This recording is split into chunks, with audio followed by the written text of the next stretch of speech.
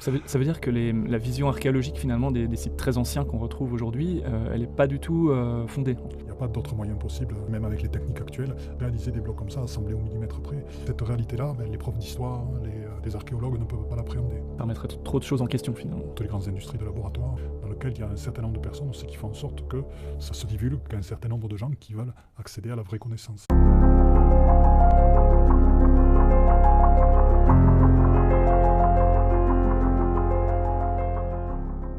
Bonjour à tous, aujourd'hui j'ai le grand plaisir de recevoir Philippe Gilbert. Bonjour Philippe. Bonjour mon cher Florent, enchanté merci d'être avec vous tous et vous toutes. Merci d'avoir accepté mon invitation. On va parler avec toi d'un sujet passionnant, très riche, celui des sites sacrés.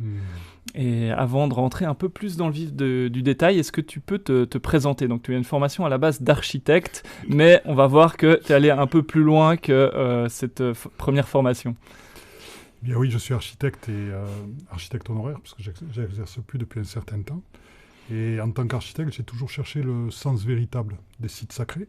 Et il y a la réponse dans aucune librairie d'école d'architecture, dans aucun diplôme qu'on peut faire dans quelque pays que ce soit. Et la véritable réponse, je l'ai trouvée quand j'ai arrêté mon métier. Donc, donc pendant que tu étais encore architecte, tu t'intéressais déjà à ces fameux sites sacrés dont on va parler. Alors, je m'y intéressais et j'en cherchais le sens essentiel. C'est-à-dire que je cherchais à comprendre quel était leur rôle pour l'homme, pourquoi on construisait des sites pareils et, et comment leur implantation était choisie. Après, il s'est trouvé que pendant ma période d'architecte, j'ai suivi pendant près de 18 ans une voie chamanique qui était la voie de Castaneda. Et donc qui m'a ouvert à beaucoup de monde, qui m'a permis d'échapper au monde, ce qui m'a permis, quand j'ai arrêté mon métier d'architecte, de m'ouvrir vraiment à une autre recherche. Alors pourquoi ça a été difficile à faire aussi en étant architecte ? C'est parce que malgré la vision qu'on projette sur l'architecte, c'est un métier qui a beaucoup de charge mentale, parce qu'on doit gérer énormément de choses. Il y a une charge créative qui est intense, mais aussi. Et cette charge mentale empêche de développer vraiment l'accès à notre être essentiel, à nos capacités psychiques et sensitives. Et donc le fait d'arrêter m'a permis d'avoir du temps pour aller dans la nature, me reconnecter à ma nature sensible, et donc m'a permis de ressentir les énergies, et petit à petit de développer beaucoup ces capacités-là. Puis après j'ai lu, je dirais que les gens qui m'ont inspiré, il y a Stéphane Cardino, et puis surtout c'est Georges Pratt, qui sont tous deux des architectes qui ont travaillé là-dessus. Georges Pratt, c'est vraiment pour moi un grand maître en architecture.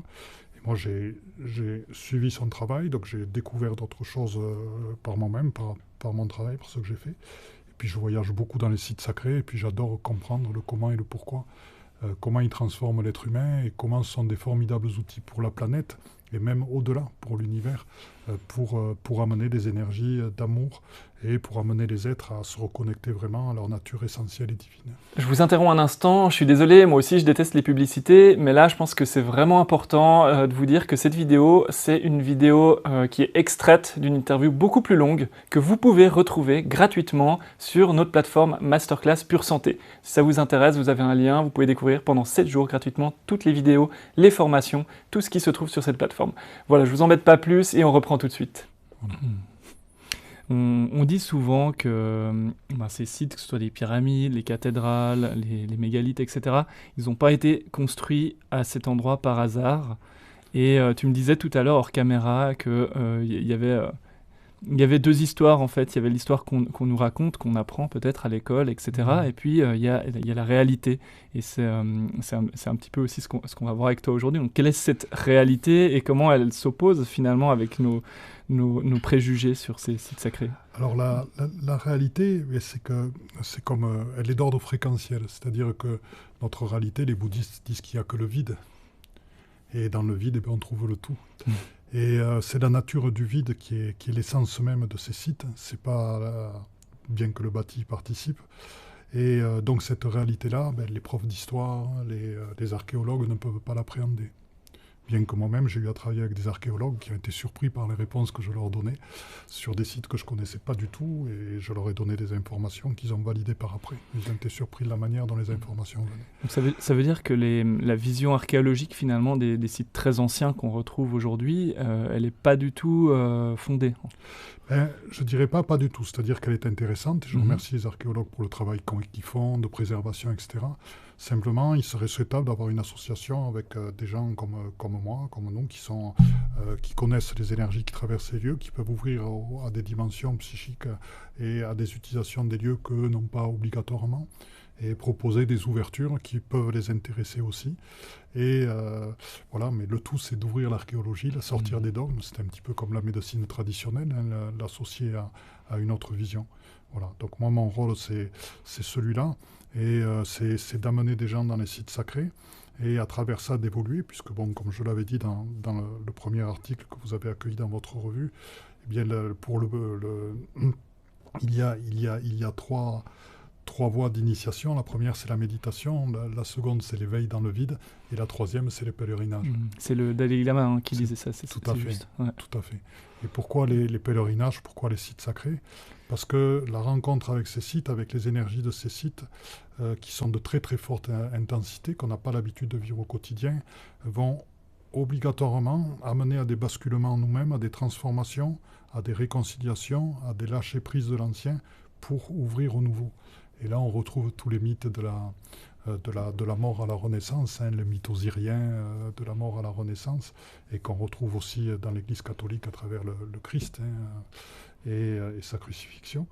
Et donc, c'est vraiment ça qu'on vit dans chaque site sacré, et chacun avec des particularités qui permettent d'accéder à de nouvelles dimensions de soi. Donc ces sites ont un rôle initiatique. Et d'un point de vue énergétique, c'est des hauts lieux énergétiques qui permettent de faire un travail sur soi quand on les utilise à bon escient, c'est ça? Alors tout à fait. C'est-à-dire que la conjonction des énergies, on va dire que ça fait passer un état de conscience modifié. Ce que certains ont atteint par les drogues, donc par les champignons, ou à une autre époque c'était par le LSD pour certains, par Timothy Leary qui a fait pas mal d'expériences là-dessus, etc. Et on a connu, voilà, donc, mais ces états de conscience modifiés, on n'a pas besoin de ça. On peut les atteindre naturellement. Et moi, je me souviens d'un site, c'était un cairn en Irlande, dans lequel on rentrait à quatre pattes, et puis il y avait le tracé d'une église, c'est-à-dire le chœur avec les petites chapelles de chaque côté. À part que la chapelle, on devait se mettre en tailleur, et on avait pile la pierre au-dessus de la tête. Et dans ces chapelles-là, eh bien, on sentait vraiment notre omniscience, c'est-à-dire une liaison au tout. Notre moi s'effaçait au profit d'un être qui devenait complètement relié. Et on n'était plus du tout de ce monde terrestre, on était vraiment dans ce que j'appelle le corps de gloire, l'être éternel. Et donc il y avait vraiment on n'était plus qu'un avec tout, avec l'univers, avec tout. Et donc il y avait à la fois ça, et à la fois il y avait une notion d'intemporalité. C'est-à-dire notre société est basée sur un temps linéaire, mais qui n'existe pas du tout en réalité. C'est encore un enfermement. Et parce que le temps, il n'est pas linéaire. Des fois, en 3 secondes, on peut vivre des années, comme on peut retourner dans le passé, le modifier, etc. Et là, dans ces espaces-là, on tombe vraiment dans un espace où il n'y a plus du tout de temps, et il n'y a plus qu'un tout unifié. Et donc ça fait partie d'un des états de conscience modifiés que j'ai vécu là, qui était très très fort. Et donc il y a ça qui se passe, il y a ces changements d'état de conscience, il y a à la fois les énergies et il y a à la fois les guérisons physiques. Puisque dans ces lieux sacrés, il y a des relations avec les énergies planétaires, avec les étoiles, avec des événements particuliers où il y a des ouvertures, des portails, comme en ce moment on a un portail qui est lié à l'alignement de 6 planètes, et qui font que des énergies planétaires s'engouffrent sur Terre, viennent sur Terre.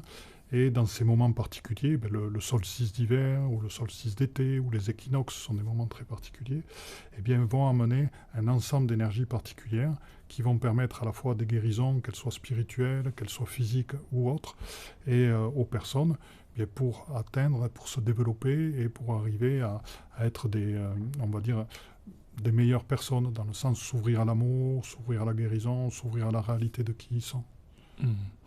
Donc tu parlais des influences du ciel, les influences cosmiques qui sont en lien avec ces lieux. J'imagine que c'est aussi, il y a des influences avec le sol, avec la terre aussi. Bien, complètement. C'est-à-dire que dans ces lieux, ce qui se passe, c'est une conjonction d'énergie cosmique et tellurique.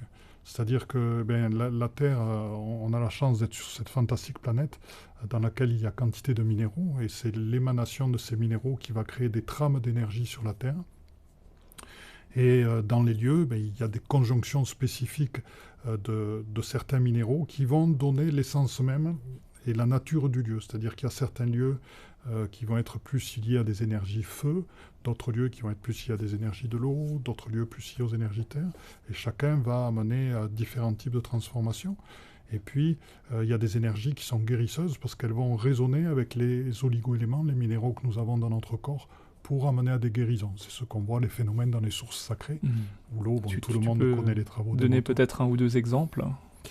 Bien, les exemples, moi, on en parlait tout à l'heure, il y a la source de Saint-Énimie à la lisière du Tarn et de l'Ardèche.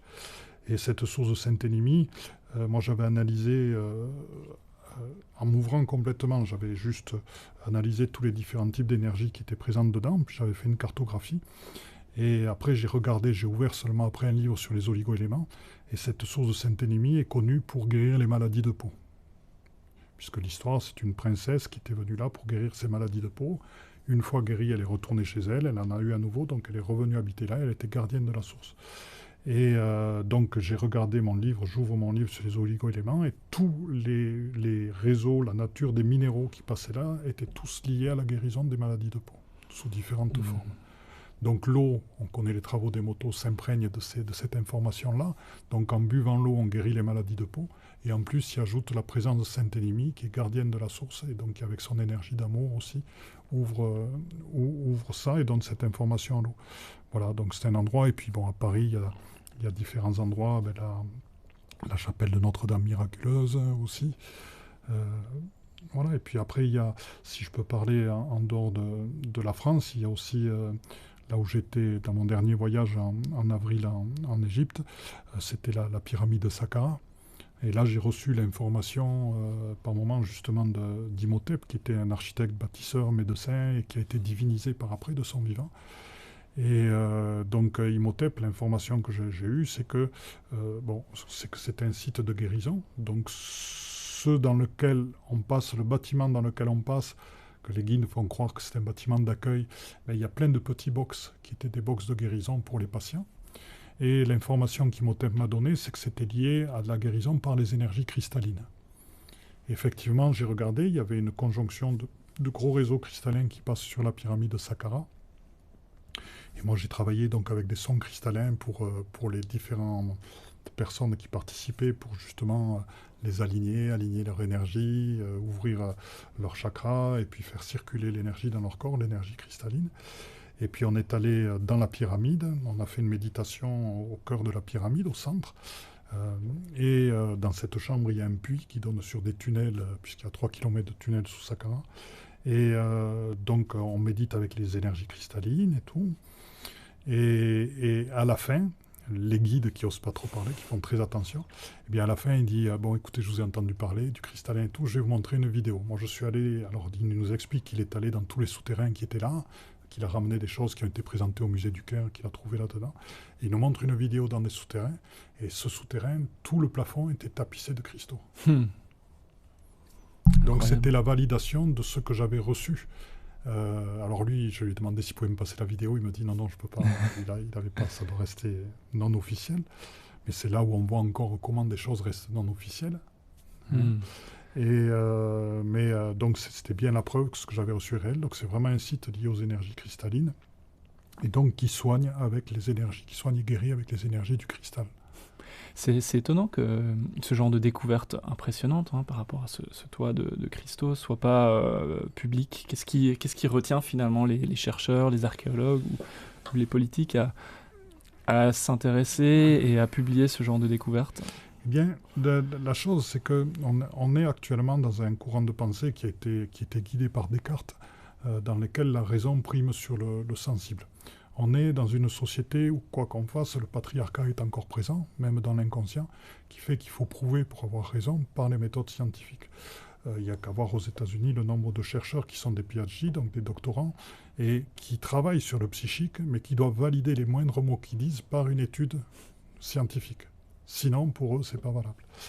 Alors des fois j'appelle ça du pseudo-scientifique, même certaines chez nous, parce que ce sont des grands psychiques et qui valident ce qu'ils reçoivent en tant que psychiques par des études. Bon, ça c'est un autre discours. Mais bon, peu importe. Et donc il y a ce besoin de prouver, alors qu'on arrive à prouver des choses comme ça, les énergies cristallines, je suis sûr que scientifiquement on regarde comment ça travaille sur le corps, comment ça fonctionne, etc. On peut le prouver. On a tous les appareils qu'il faut actuellement, les GBD pour mesurer, on a tout ce qu'il faut. Les caméras GDV, etc. Donc on a tout ce qu'il faut pour le prouver. Simplement, la problématique, c'est un petit peu comme en archéologie, comme en médecine, c'est que ça va déranger le pouvoir d'un certain nombre de gens établis et leur manière de transmettre. C'est comme si tu demandes à un enseignant, comme il y en a certains, qui font le même cours depuis 40 ans, d'un coup de poser son cours, de le mettre à la poubelle et de repartir complètement sur de nouvelles bases avec de nouvelles données qui vont élargir le champ de conscience, mais pour lui c'est trop difficile. Donc ça remet en cause trop de cercles de gens qui ont le pouvoir, ça ébranle, et donc ces gens-là font en sorte qu'on ne modifie pas leur description de l'histoire et leur manière de présenter l'histoire. Imagine, on présenterait officiellement déjà que les pyramides de Saqqara sont faites pour guérir par les énergies cristallines, tout ce que ça représente par rapport aux ordres des médecins, par rapport à la manière dont la médecine se présente, etc. Ça remettrait trop de choses en question finalement. Voilà. Et donc toutes les grandes industries de laboratoire et tout ça, on touche à des choses dans lesquelles il y a un certain nombre de personnes aussi qui font en sorte que ça se divulgue, qu'un certain nombre de gens qui veulent accéder à la vraie connaissance. Et mon rêve, c'est que justement, un jour, il y ait des écoles qui enseignent la vraie histoire et qui ouvrent aux enfants la vérité des choses. Tu évoques aussi souvent les pyramides de Khéops, en disant on a toujours vu ça comme des tombeaux, et en fait, c'est pas ton avis.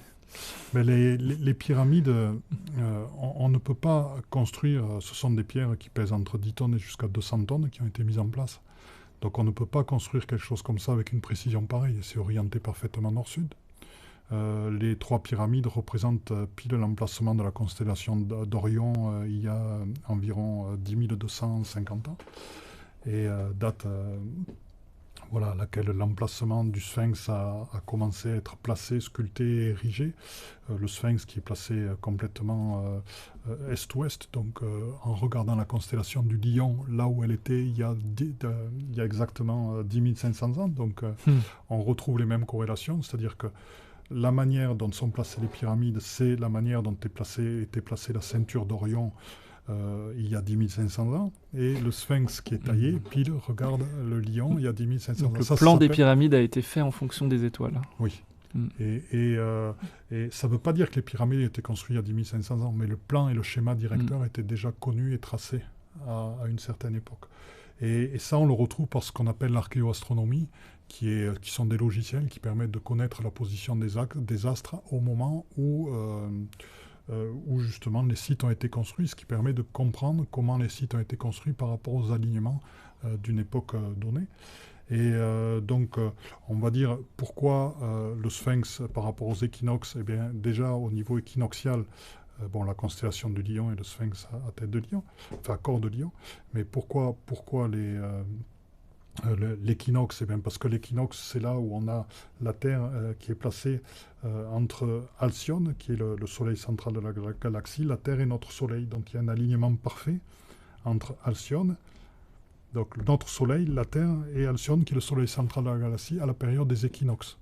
Donc ça crée, parce qu'on sait que les énergies solaires sont très fortes, la salutation du soleil, faire venir le soleil dans la glande pinéale, on connaît tous ces facteurs-là. Oui, même d'un point de vue physique, quand il y a des éruptions solaires, ça peut avoir un impact sur l'électronique, etc. Complètement.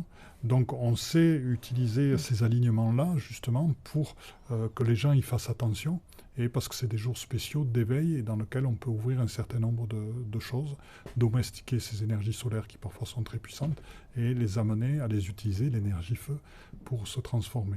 Et donc par rapport aux pyramides, effectivement on a un alignement avec Orion, donc une volonté de recevoir les énergies de cette planète, de ces étoiles, et de les ramener sur Terre pour en bénéficier, et inversement d'avoir un portail vers Orion, puisque pour des gens qui croient aux versions galactiques. Les prêtres égyptiens utilisaient ces moments-là, utilisaient ces pyramides comme des portails pour aller vers Orion, ou d'Orion venir vers la Terre. Et donc c'est des peuples lyriens, syriens, etc. Et ça, c'est quelque chose qui peut impressionner certains, donc on y croit, on n'y croit pas. Moi, personnellement, vu la représentation des dieux égyptiens tels qu'ils sont, avec des têtes de chacal, avec des têtes d'ibis, etc., je suis persuadé que ce sont des êtres qui ne sont pas de notre monde, et qui sont venus sur Terre et qui ont amené un nouveau savoir. Parce qu'un nouveau savoir, on le voit dans toute l'histoire, hein, que ce soit au Pérou, avec les murs... avec ces murs avec des pierres énormes, de 10 à 200 tonnes pareil. On voit à Baalbek, il y a encore une pierre taillée qui fait plus de 600 tonnes, etc.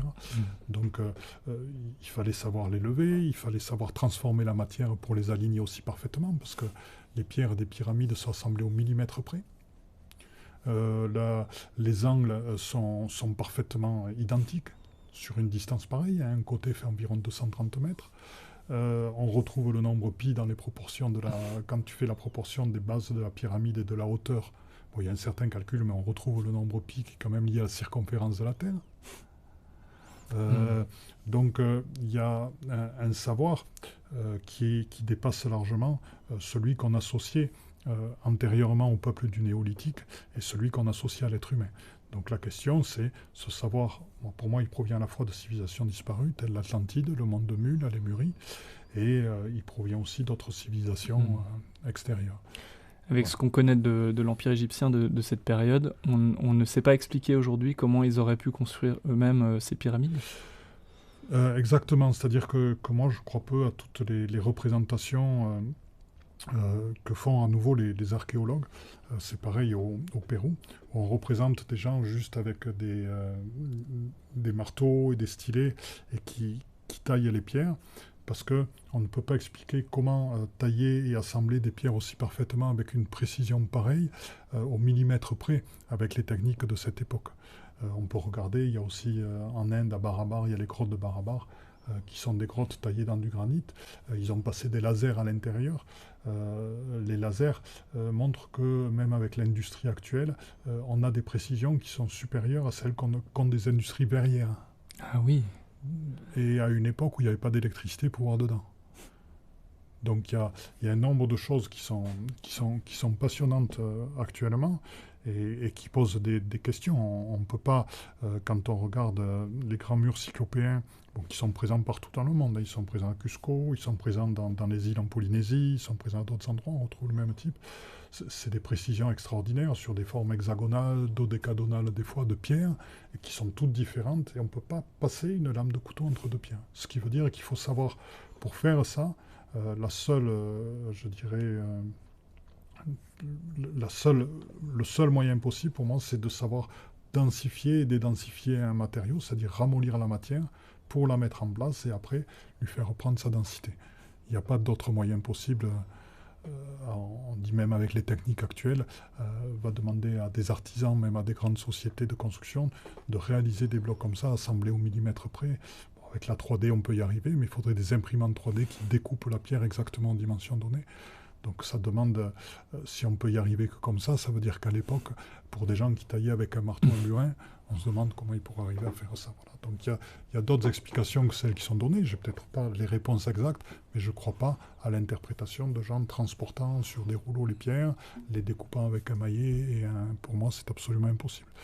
Puis la connaissance est allée beaucoup plus loin.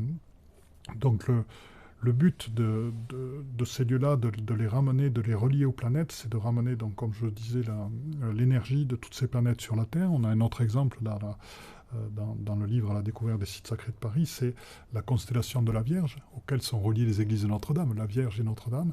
Et donc, les initiés, qui étaient les Templiers à l'époque, au XIIIe siècle, ont bâti un certain nombre de cathédrales, basiliques dédiées à Notre-Dame, et ont reproduit, vue du ciel, la constellation de la Vierge au sol.